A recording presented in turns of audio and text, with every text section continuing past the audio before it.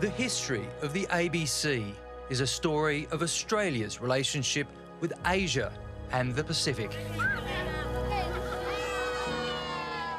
It's so important that Australia have a voice in this region. I respect the credibility of ABC. I've always done so. When you've got any regime that's trying to keep their dirty deeds undercover, first person they're going to target is the journalist. I do watch ABC, and that makes me more familiar, feel closer to Australia. For 8 decades, ABC broadcasts have reached lonely atolls and some of the world's largest population centres. Radio Australia was a very powerful tool for Australia. This is our neighbourhood where we must make an impact, be respected, be credible. We have a wonderful reputation in the Asia-Pacific region. We are a very trusted and reliable broadcaster that they've got used to over the years. We've been at the birth of new nations. I remember it very well. Even talking about it now, it's emotional still. ABC is important to the region and the Solomons because it comes with a neutral perspective. So over the span of 40-odd years, ABC has played a huge role in our media. You're tuned to Island Music on Radio Australia across the Pacific. Celebrating culture and community, the ABC has brought people together. And the fact that we have built a better world today. Happy Diwali. We've even helped this couple find each other more than half a century ago.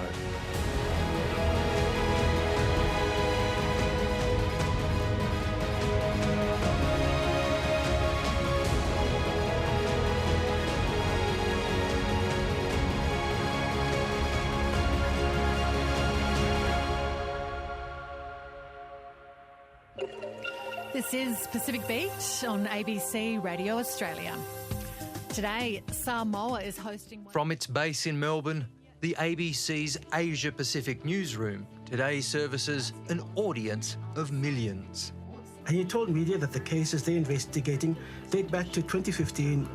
This is a hub for a small network of journalists who write and report about events across this vast region. Inaugural flight long Indonesia. News is broadcast in English as well as Tok Pisin to audiences in the Pacific. Ikat narlo tok come up alongside human rights abuse along West Papua. It had really good feedback and the engagement on it was off the charts. ABC News websites are provided in Bahasa Indonesia as well as Mandarin. Very innovative way of telling this story. Across the day, reporting and analysis is beamed via satellite TV across the Asia-Pacific. Our top story tonight, escalation in Hong Kong as protesters hurl petrol bombs at police. The ABC's international operations have come a long way from their origins in 1939.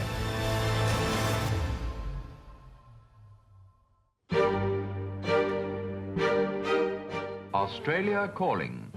Australia calling the world. Station VLQ2, V for victory, L for liberty, Q for quality. This is the first shortwave national broadcast conducted by the Australian government. The time has come to speak for ourselves. Designed to compete as a propaganda service during World War II, it broadcast in the languages of both Australia's allies and its enemies. No country today can afford to ignore either the fact or the consequences of war.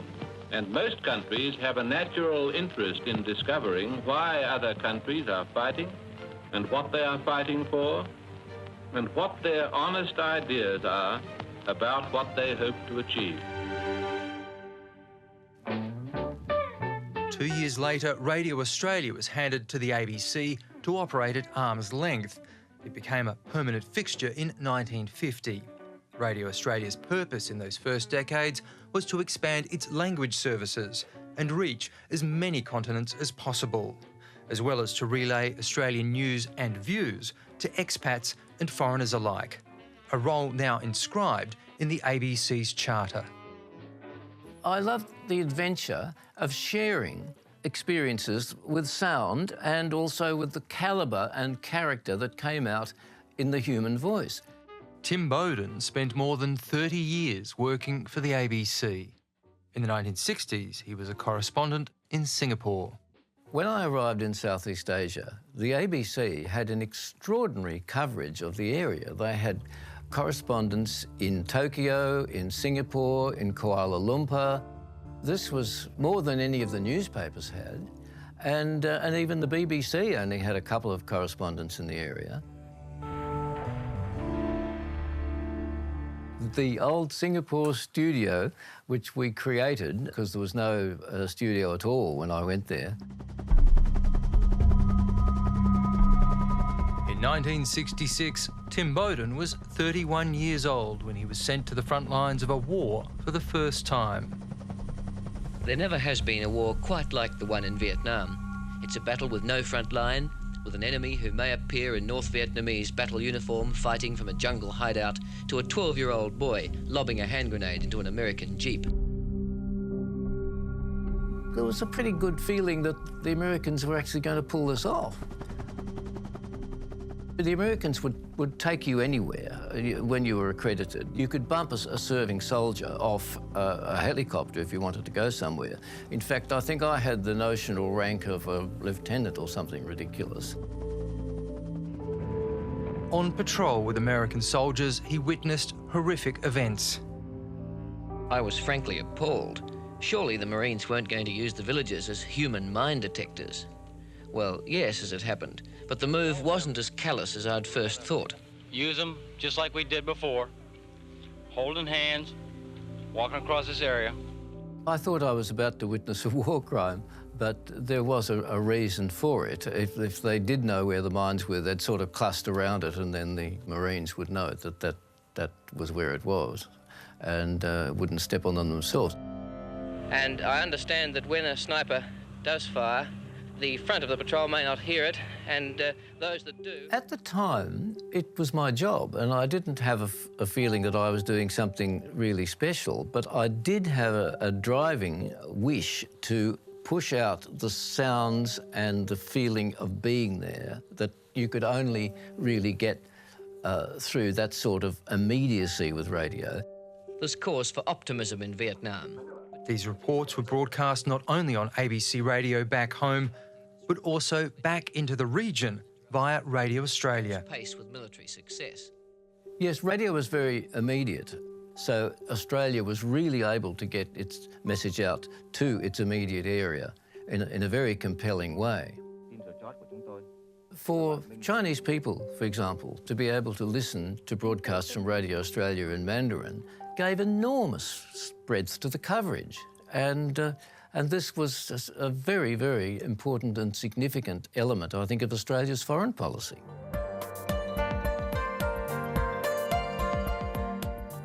In places like China, the soft diplomacy of ABC's shortwave radio service gave listeners a very different view of the world than that allowed under Chairman Mao. It was a very backward place. All the Chinese women were in blue Mao suits, flat shoes, no makeup at all, and short cropped hair.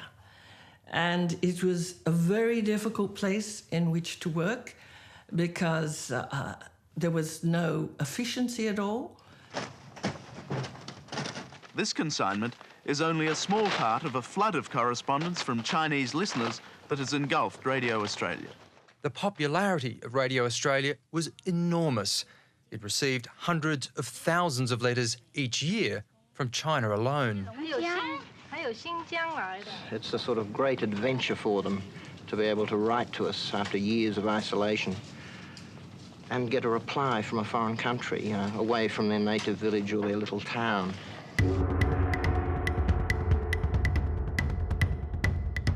In 1971, Australia's opposition leader, Gough Whitlam, tried diplomacy to help open China to the world. This was a very big moment because it was happening at the time of ping-pong diplomacy. And we didn't know at the time that Kissinger was negotiating for Nixon's visit.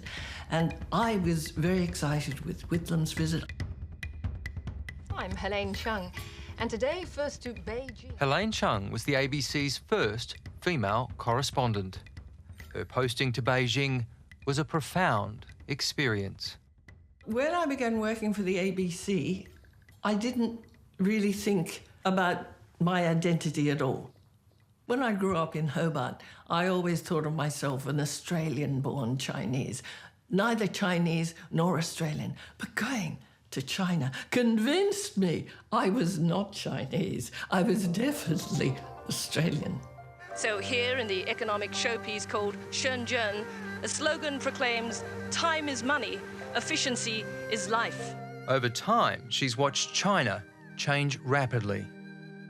When I arrived in China in 1983, the Chinese aspired to the 4 things that go round: a bicycle, a watch, a fan, and a sewing machine. But in the new China trying to modernize. When I left 3 years later, they wanted the 4 big things: a cassette recorder, a television set, a refrigerator, and a washing machine. Now, when I return, they lust for the 4 luxuries, or they already have them, and that's their own apartment, a car, private education, and overseas travel. Or maybe a pet pooch and a concubine too.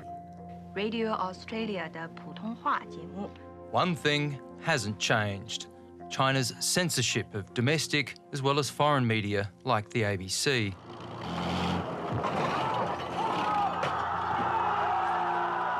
The Tiananmen Square massacre in 1989 is a critical example.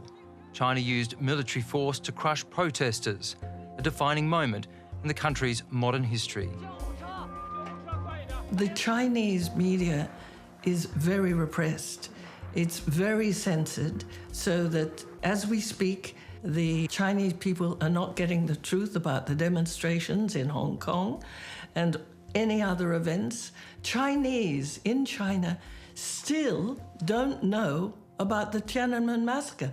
So it's very important that news services such as Australia's balanced ABC be heard by the Chinese.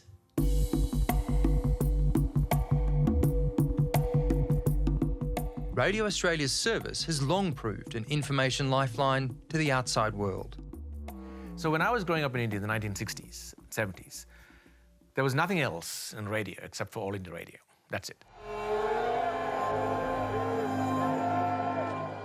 Edmund Roy's journalistic career began soon after Indian Prime Minister Indira Gandhi was assassinated by her bodyguards. So my introduction to New Delhi, my introduction to the capital of my country, was this traumatic event that almost tore apart the country, in a sense. One woman's assassination. Radio Australia's coverage led the world. When Indira Gandhi was killed, Radio Australia was the first to put it out, because the guy who was in Delhi at that point, Badshah Sen, had a connection within her ministry who actually told him specifically, yes, this is true, and he confirmed it to another source, she's dead. We were bold enough to put it out there. We had the gumption to put it out there, and we had the credibility, and we had credible information that this was true. The BBC waited 2 hours after we put it away.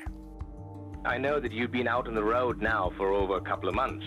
What's been the response like? Better than we expected and almost... Edmund became a locally engaged producer for the ABC's New Delhi bureau, filing material for Radio Australia.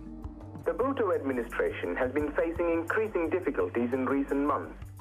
I wasn't put on domestic radio for a long, long time. My accent was too much for the poor people of Australia. No. We could have him on the foreign service for the Radio Australia service, but not for the domestic service. He eventually travelled to Melbourne before returning to New Delhi in the 90s, this time as an ABC foreign correspondent in his homeland. I escaped with a minor injury on my left shoulder as a baton glanced me. My ribs hurt from being prodded. He witnessed extraordinary violence firsthand, with the rise of a political movement that has left a lasting mark on India. More than 30 people died in this shootout, but the image that remains with me is a man crumbling to death 15 feet from me. after he was shot in the head. That was the flashpoint, what we are now witnessing happening in India. It was probably the start of the fundamentalist Hindu movement, which has now become strong enough to be government. For the moment, peace reigns in Jaffna. The shops are in what is perhaps the worst possible time for India. For 47 years, Mother Teresa worked tirelessly among the poorest of the poor. Probably that was why I decided to be a journalist, that I wanted to be where something was happening. And in that sense, you know, working for Radio Australia, working for the ABC, it meant that I would be in the middle of stuff, the middle of things happening, and I would be part of that. ข่าวจาก Radio Australia こちらはラジオオーストラリア Radio Australia di Melbourne memanggil para di studio Radio Australia di Melbourne. In the first 4 decades of the ABC's international operations, Australia's view of Asia and itself changed vastly. It took a very long time for Australia to come to grips with the reality that our future lay with our Asia-Pacific geography rather than our Euro-Atlantic history. 45 dan menebang hutan di daerah Radio Australia di Melbourne kembali mengantarkan acara. Australia's view of Asia would almost certainly have been these poor and developing countries. We're a prosperous country. We're much more aligned with the West than we are with these countries which are just emerging from colonialism. The Cold War was well underway, and Australia was fearful of communism. It was watching closely what its neighbours were doing. The Australian government supported the authoritarian, military-dominated Indonesian government because it's anti-communist. When Indonesia was under President Sukarno and flirted with the left, Australia would feel very threatened by it. The Cold War situation was the primary framework within which Australia looked at how different countries in Asia would relate to Australia. That would slowly change. As the North Vietnamese and Viet Cong forces moved closer to Saigon, the RAAF is main... Well, I joined the ABC in 1970, and already there was a change underway from the sort of Cold War approach to our broadcasting in the region to a much more, shall I say, modern approach. A lot of the old pressures that my predecessors said they had emanating from Canberra were disappearing. And certainly by the mid-70s, I wasn't aware of those pressures. We simply went and did our reporting jobs as reporters do. And that's the way it is in this Japanese supermarket where everything is behind glass. Or at least people in the region were starting to look to Australia, partly, dare I say, because of the influence of Radio Australia.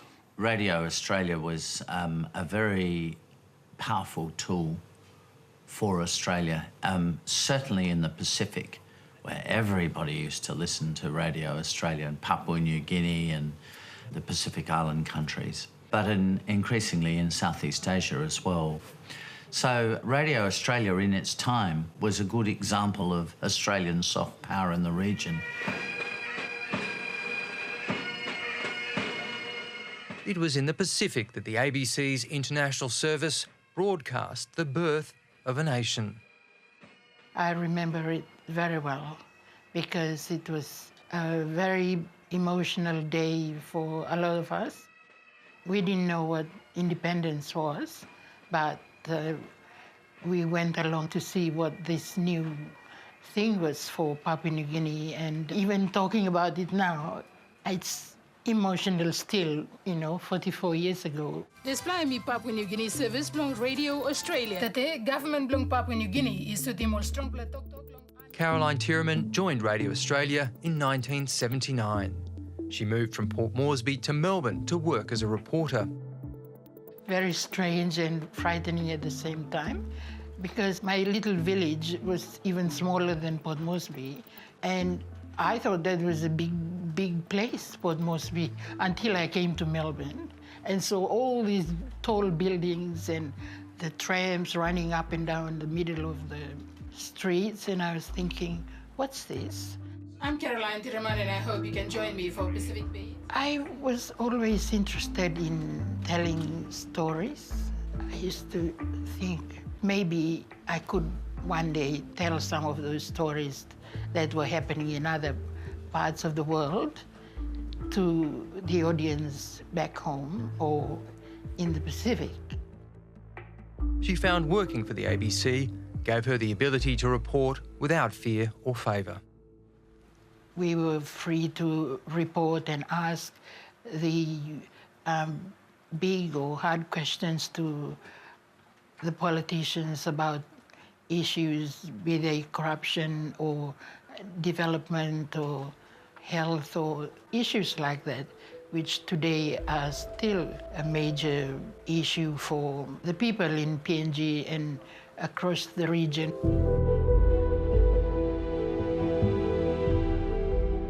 After 40 years, Caroline Tieremann retired in 2019.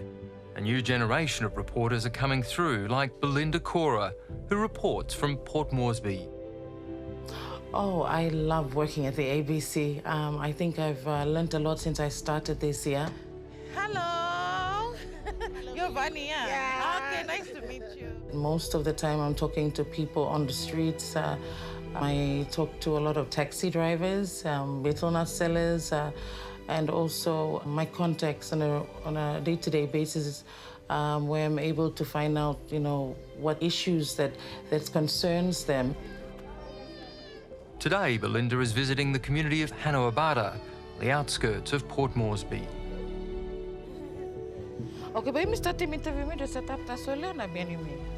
I'm often speaking to real people like the mothers at Hanuabada because apart from being the indigenous women or landowners here in Port Moresby, I have also raised concerns for many years now in relation to basic services.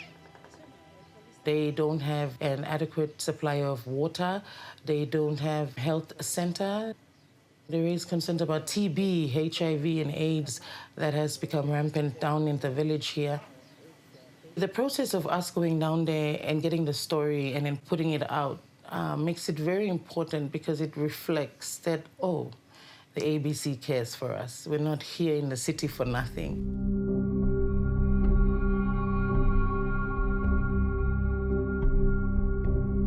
Being a reporter is not without risks. Journalists, especially those doing political rounds and business rounds, at this stage still come under pressure. Sometimes those pressures are intense. One major one was one from a prominent lawyer here in the city. That lawyer did threaten to come to my house and told me to drop the story or I will be killed. It was the most scariest day of my life and my career. It still gives me goosebumps talking about it till today because it made me realize how much exposed as a journalist are here in the country.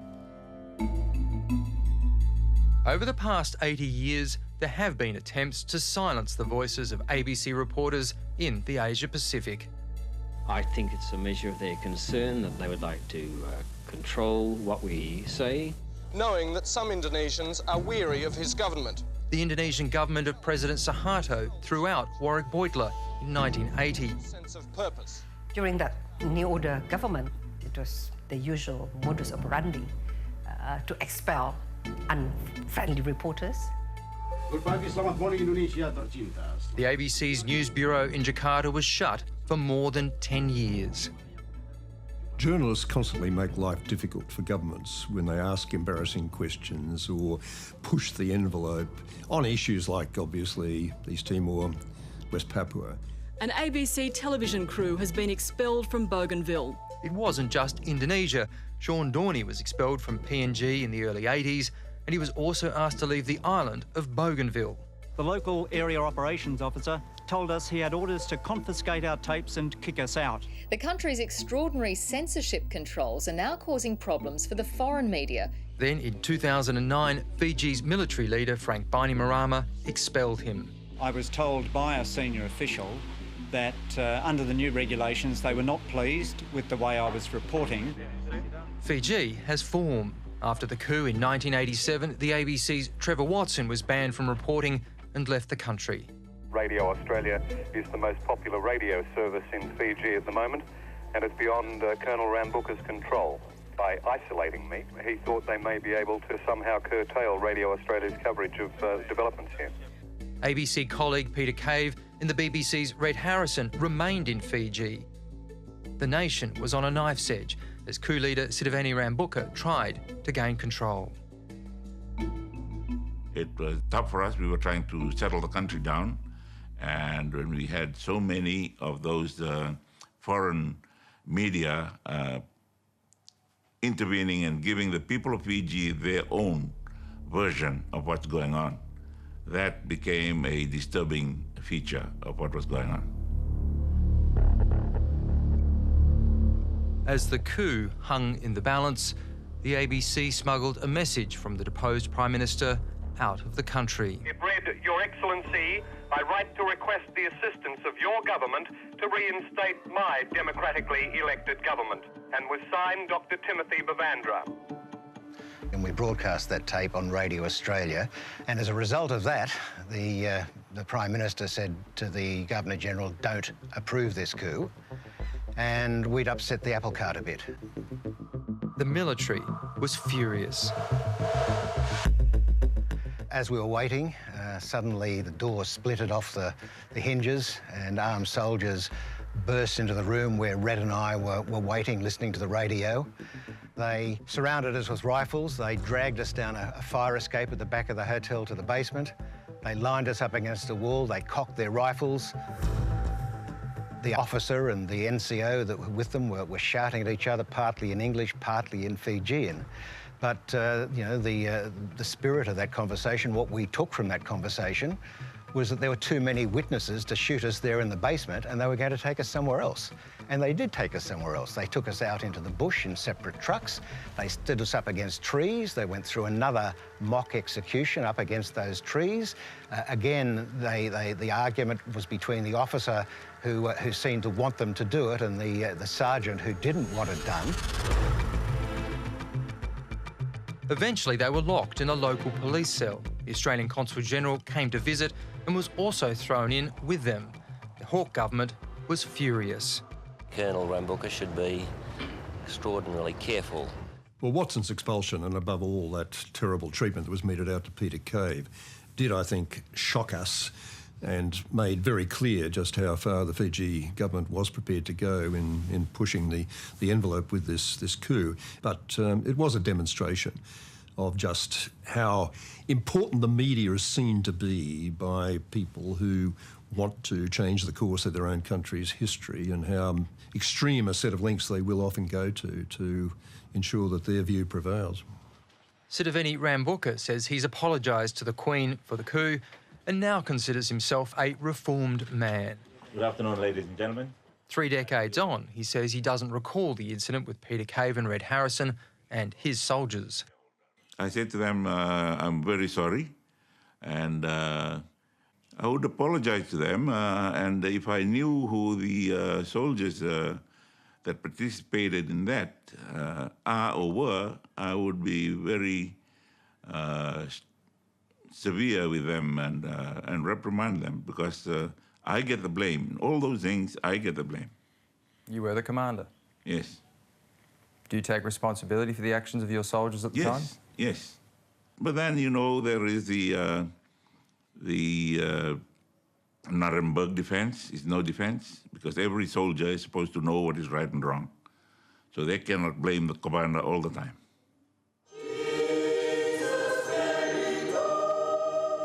Sitiveni Rabuka became Fiji's Prime Minister via free elections in the 90s. He's now Fiji's opposition leader and says he believes in a free media. I found out very soon after the coup that we needed the free press. I have considered the press and the media as the thermometer that the doctors have. They tell me whether I'm sick or I'm okay. It is a good gauge of how well or how not well you're doing.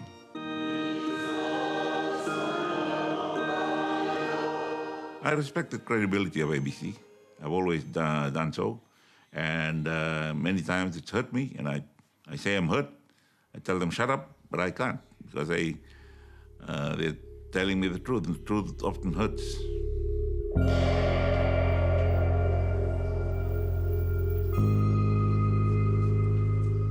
You hold public trust. So that's how I see it. If you hold public trust, then you must be answerable to the public, because you lead them. And leadership is not just by title. You have to earn it by gaining the respect of the public.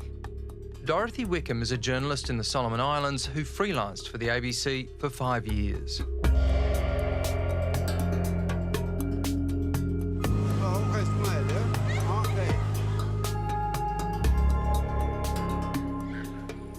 ABC is important to the region and the Solomons because it comes with a neutral perspective, or what Solomon Islanders would say, a trusted source of information, especially when we have turmoil, political turmoil, ethnic turmoil. People see it as a neutral source. It's a small country, as you've seen, and it's hard to be partial, to not have bias when you operate in a small country. You've got relatives everywhere, in-laws everywhere, so that's a tough thing to be.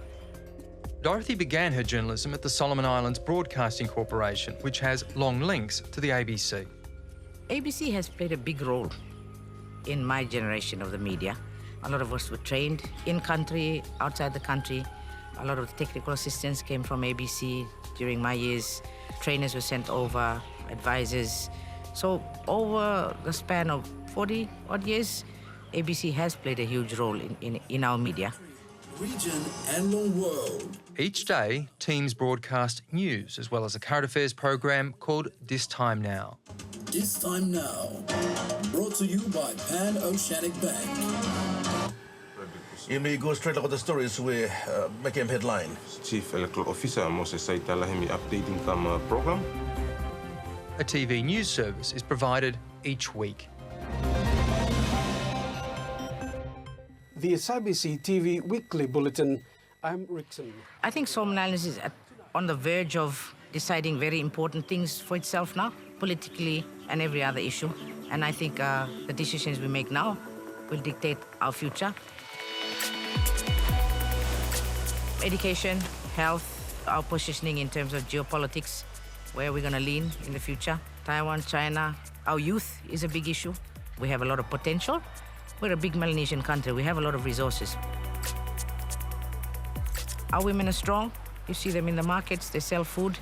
They're not going to sit back and complain. They know they raise their own money to pay their own school fees. But that's going to change as our population grows. The pressures will be harder. So we need politicians to be making the right decisions and the media to be asking the right questions. Over many years and many broadcasts, there's at least one couple that thanks the ABC for bringing them together. Hello. Anita Wong from the Philippines and Humphrey Chang from Fiji. After I finished my high school, I started teaching and I wrote to Radio Australia and he heard my name from his car radio and he took down my name and address and wrote me. I didn't know anything about him until he wrote me after he heard my name on Radio Australia. And here's your mailman, Keith Glover. Mr. John McFarlane of Post Office Box 44. Anita and Humphrey were fans of Keith Glover's program on Radio Australia, which responded to listeners' letters. He was writing me a lot of letters before that, before he proposed to me. He was feeling in love with me, and almost every week he sent a letter. You know, it took about, 4 or 5 years. Then I made a proposal. And I made a proposal. Because, you know, deep in my heart, I was also not thinking that she will accept it. He sent me a ticket to come. So I came and we got married in February. I came in New Year, January, and then 67 New Year at Nandi. And he went to pick me up from there, brought me here and met his mother and his other sisters and brothers. And they were happy, so they helped us in getting married. Their honeymoon included a stop with the man who brought them together. Went to Melbourne in May. We went to see Keith Glover. He told him the story. Then Keith Glover was very excited. He called the cameraman to come and take a picture of us. Hello. Hi. What's that? How are you? Hi. Anita and Humphrey settled in Suva, Fiji, and had a large family. Hi. Can you see this? KK. Hello. I had 4 children, 3 girls and 1 boy. That boy, but he passed away at 35 in Australia, cancer. And the eldest daughter is Jeannie. She got 3 girls only. And the second was Marie. She got 1 girl and 1 boy. And Susie, the third one, is 1 girl and 1 boy too. So 7 grandchildren. And what does it say? All because of a radio program and some very romantic letters. It's actually personalized by Keith Glover himself. He's actually autographed it. When we got married, we should have got him to be the best man. Oh. Because there was no internet at the time that we were corresponding to each other. It took that many years for me, at least, to make a proposal. But had it been internet available at that time, it may only take half of that.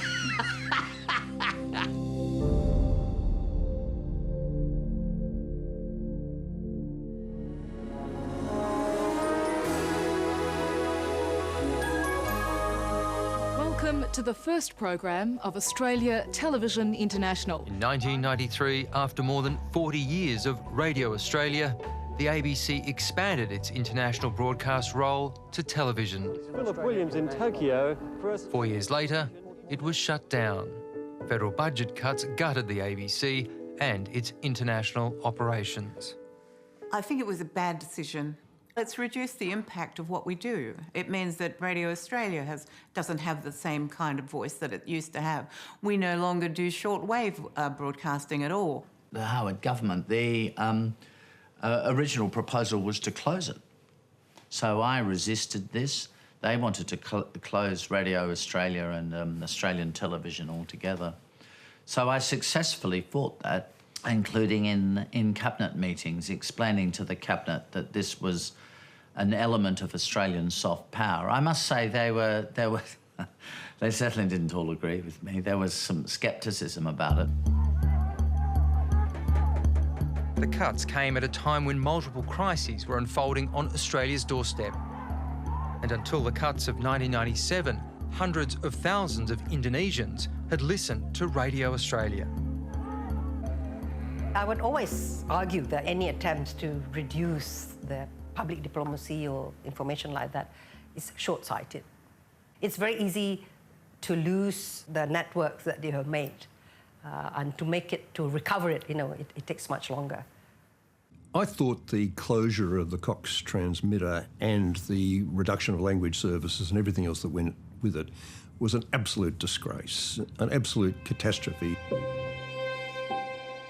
In parts of the region, Australia's voice went silent. Newspaper editorials were scathing. In any language, the Howard government's approach to Radio Australia has been short-sighted, incoherent and irresponsible. An embarrassment. Radio Australia barely survived. Their proposal was to shut it down altogether and save money. I saved its very existence. I was absolutely shocked with what happened to Radio Australia. I mean, there was this long-established professional service, widely admired in the region and by our colleagues and other broadcasters, suddenly decimated. A number of the foreign language services were then scaled down and closed. A vast amount of expertise on Asia and the Pacific walked out the doors of the ABC. The Cantonese service's final broadcast goes to air at 11:30 this evening, and in 33 years of Australian broadcasting in China. Mr. Alexander Downer. The Howard government backflipped on TV, supporting the ABC's return to an international service in 2001. Is in Australia's national interests.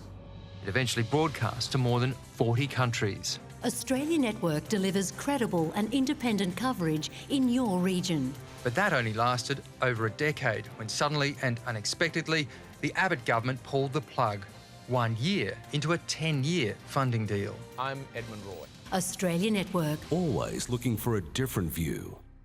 I don't believe that it was meeting its contractual obligations to the Department of Foreign Affairs and Trade in promoting Australia abroad through the Australia Network. So I'm looking at other alternatives where I think we can do it in a much more creative and positive way. The ABC has now entered a third era with ABC Australia TV. This right here is my country. Against all the odds, we're still there because we know we should be there, but it's just we've got a reduced impact, and I don't think that's in the interest of Australia at all. By way of comparison, China has $3 billion for its CCTV service. The BBC, $500 million. The ABC's international operations budget is just $11 million, the same as it was in the 1980s. I think it was a bad decision. Given the changes that are taking place, it's time to review this particular situation. You've got to remember that we are trusted. We have a wonderful reputation in the Asia-Pacific region. We are trusted. People in those countries know that we deliver reliable news and programs. It's a sort of trust you cannot get any other way. We have a very important role to play representing Australia's voice in that region.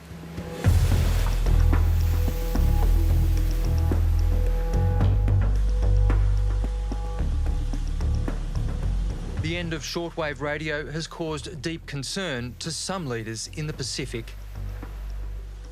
Yeah, Radio Australia shortwave is saving life, especially during natural disasters. You save lives by way of informing people that cyclone is coming.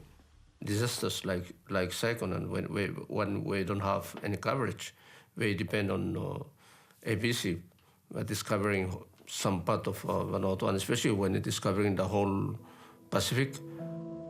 For Charlotte Salwai, the Prime Minister of Vanuatu, shortwave radio's ability to reach remote islands with information and warnings is a national security issue. God gave us this country. It's made of islands, sitting on the rim of fire. It's a tropical island. We can expect cyclones at any times. And we have 6 volcanoes in Vanuatu that are active. And one very recently, where we had to move more than 11,000 people from the island. Cyclone Pam devastated parts of Vanuatu in 2015. The Prime Minister says his country remains vulnerable. The effect of the climate change is also affecting the whole Pacific, while Vanuatu is already sitting on the rim of fire, and with the climate change, sea rise and so on, it's a big challenge.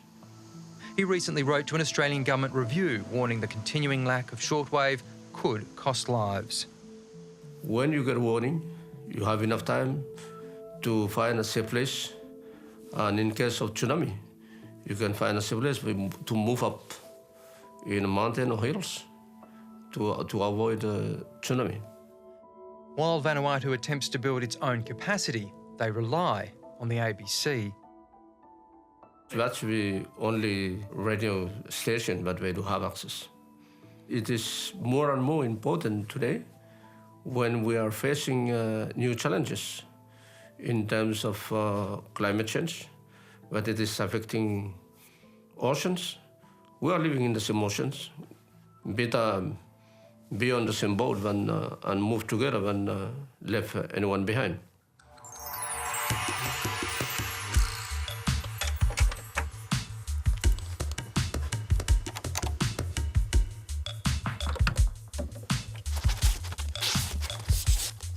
International broadcast operations are not always about news and emergencies. My name is Rick Howe. You're tuned to Island Music on Radio Australia across the Pacific.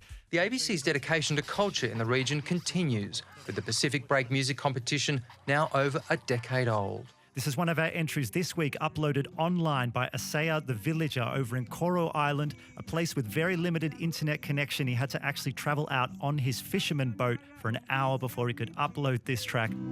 Have you ever seen the Fijians fly? Over the rainbow into the sky. And upload your best original song for a chance to win a trip to Australia to record at the ABC studios and perform at Womadelaide Adelaide Festival in 2020. It's a massive opportunity to break into the Australian music industry. This year's entries are many and varied. Hi, I'm Natalie Rakanroka. I am training to be a lawyer and I'm currently doing work with Fiji Women's Crisis Centre. We are the leaders of tomorrow, considering the fact that we've built a better world today. I am a singer-songwriter based here in Suva, Fiji, and I'm very passionate about writing songs with special messages. All you gotta know is there is one goal that we're chasing, claiming it's our world, and we will make it better. The youths of Fiji just needed a song like this, especially at this time where your voices are being suppressed, where there isn't a full extent to freedom of expression in Fiji, just to encourage the youths to not be afraid and not be ashamed and to step up and speak out. We're the leaders of today.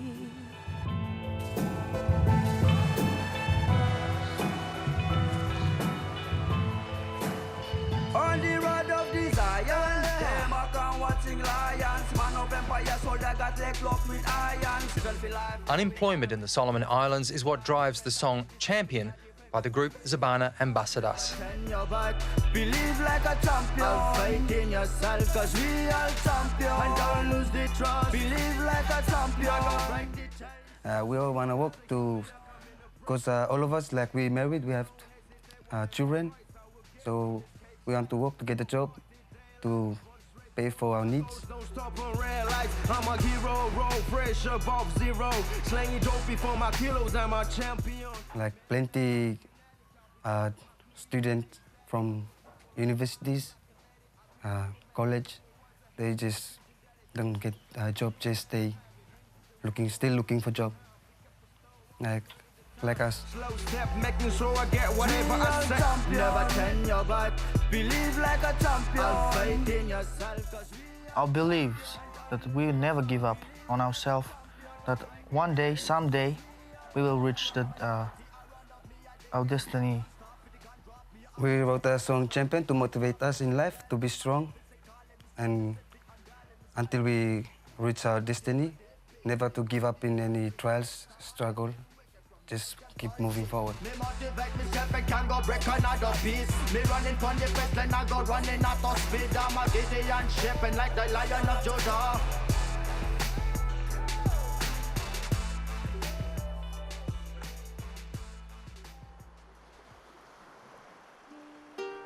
But the voices that can't be heard anymore saying, black butterfly flying high in the sky. In Vanuatu, Tio Bang has entered a song called Black Butterfly. Nowhere, nowhere. It's inspired by his visits to Melbourne with partner Sarah and the cultural differences he's experienced. Said it's getting dark, flashing lights, blue, green, yellow, red light, everywhere. It's kind of confused song. You can't live just in the city and not connecting to the nature. No, you can't.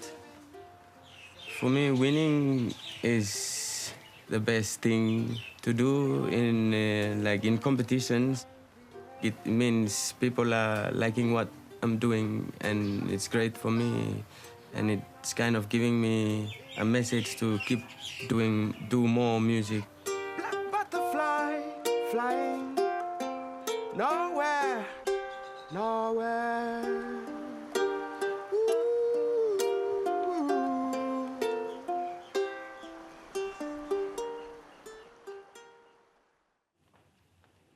Language has been at the heart of ABC International's operations. Saudara, siapa nama saudara? Nama saya George. Apa kabar George? Baik, terima kasih. Nah, sekarang silakan berdialog. English lessons began in 1959. Lessons on TV are still being broadcast. Hello, I'm Margot Politis. Welcome to Study English. I was really aware of it when I was delivering this content, looking down the barrel of the camera, I could really visualise and feel people watching. It means a lot to me because my grandparents migrated to Australia in the 50s and they learned English at night school. And I know that it was difficult for them to go through that process and to be in situations where people may not have understood what they were saying and vice versa. So that's really important to me. That's a part of my heritage as an Australian. We usually use the word than when comparing. Produced more than a decade ago, the program is still having an impact. I'm really surprised about the ongoing popularity of this program. I still meet people today, actually, who have watched the program living in Australia. Listen to the clip. So I met someone working in a news agency who recognised me and said, "Thank you for your program." I keep getting contacted by people who enjoy the show, which is just really lovely. It's good to learn words in phrases. I always kind of forget, I guess because it's outside of Australia, I'm not necessarily meeting people every day who enjoy the show or watch the show. But I'm always astounded that it still is continuing to have an impact. The ABC's moved into providing English lessons online. The Learn English Facebook page is followed by almost 5 million people. Australia's voice in the region has now moved into a very crowded digital world. Based in the ABC's Asia-Pacific newsroom, Erwin Rinaldi works on digital content in his native language, Bahasa Indonesia, hoping to bridge a deep cultural divide. It's coming from a very unique relationship between Australia and Indonesia, and we are very close geographically, but we are so much different. So what we're trying to do is more creating the conversation between young people, particularly young people, to address that misunderstanding. This is his audience. My name is Prodita Sabarini. I'm the executive editor of The Conversation Indonesia. The first memories that I have actually is in Australia. My dad, he studied his PhD in UNSW. He was studying chemistry, and he got an Australia government scholarship, actually. So he took all of us, my mom and dad, my sisters, to Sydney, and I learned to speak in Australia. Take your mom.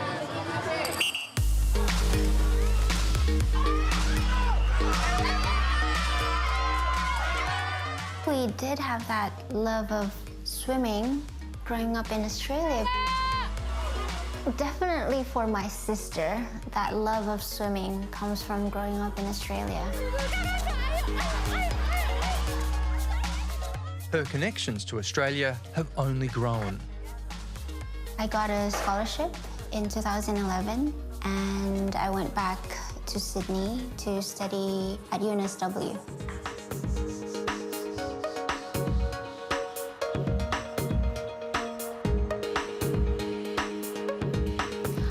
I use both services because I understand both languages. Pradita's use of ABC News ramps up significantly during crises. It's not a good story, right? It's bad news. It's like Indonesia unhappy with Australia. Australia is unhappy with Indonesia. The example is that the spying. The noisy demonstration fuelled by allegations that Australia had spied on the president, his wife and his inner circle. Of course, that angered a lot of Indonesians. Father, we ask for a single holy answer. Another crisis, the executions of Australian drug smugglers Andrew Chan and Muran Sukumaran. Australia has abolished the death penalty. I'm sure they have this feeling of it's not right because the death penalty is so irreversible. And in Indonesia, where the justice system is corrupt, having Indonesians see how outraged Australians were about the execution, I think can help us think about different ways of doing things.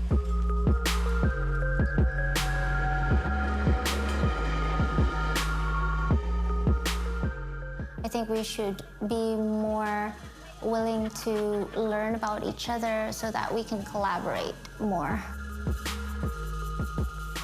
It's so important that Australia have a voice in this region because there's so much misunderstanding between our cultures. And it is a different culture. And without that voice, I don't think we would be able to really understand our neighbor.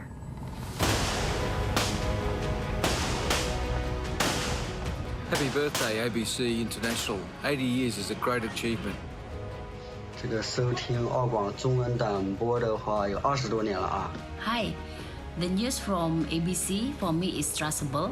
To me, their programs has always been a great example of independent and high-quality journalism. Got me up to date with what's happening in Australia at the moment. Yang menarik dari Radio Australia. The ABC continues to engage deeply with the Asia Pacific. Good evening and welcome to Q&A Pacific. I'm Tony Jones. We're broadcasting tonight from the University of the South Pacific in Suva, Fiji. Wherever you are in the world, watch stories. The ABC continues to innovate to draw new audiences to its international services. As the years have gone on, I think that Australia's voice in the region has grown more and more important. If you are interested in getting into these markets, if you are interested in pushing your name, your culture, your history, your view of the world into these markets, then you have to fund all of them. Australia is like the big brother in the Pacific. If Australia is serious about the region, maybe it should think about bringing back shortwave. That's what the people want. They're hungry for information. Australia's got a terrific story to tell. It's not a propaganda story. We're a democracy, a pluralist society, a multicultural society. Great story to tell, and that's the sort of story that attracts people, not just tourists of the country, but students and, investment, the works. Well, I'm an optimist, and I hope that by talking about these issues, by celebrating 80 years of international broadcasting, by looking back at what we've achieved and what the ABC has contributed in that time, that there will be a rethinking of where we want, as a nation, where we want ABC International to go. And I would think it should be forward, and I think it should be playing that soft power diplomacy role that it does so well.